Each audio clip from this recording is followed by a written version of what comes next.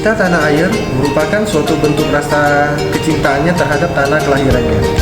Cinta tanah air adalah perasaan yang datang dari lubuk hati warga negara Indonesia untuk melindungi, membela, menjaga, dan mengabdi kepada tanah air kelahirannya dari ancaman maupun tantangan yang hadir dari dalam atau maupun dari luar.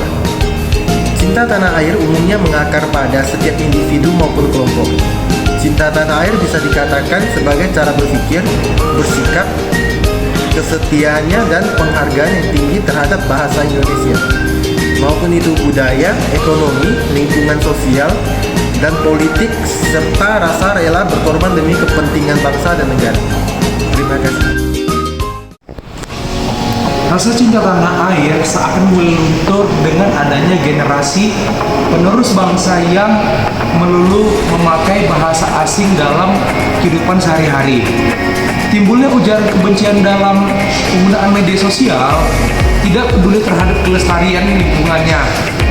Adanya pemikiran bahwa ada merupakan hal yang kuno dan budayaan hanya milik para orang tua.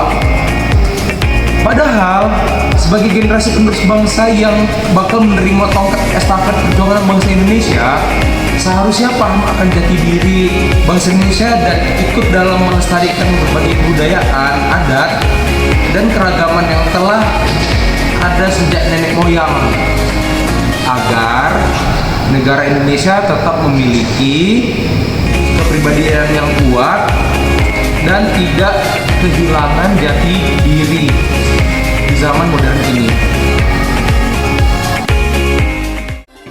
Salah satu bentuk cinta tanah air yang dapat dilakukan oleh warga negara adalah menjaga lingkungan sekitar, baik alamnya maupun sosialnya.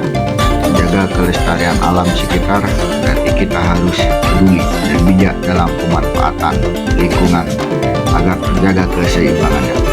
Menahan diri untuk tidak melakukan hal negatif yang akan merusak lingkungan seperti mencemari lingkungan baik di tanah, air maupun udara.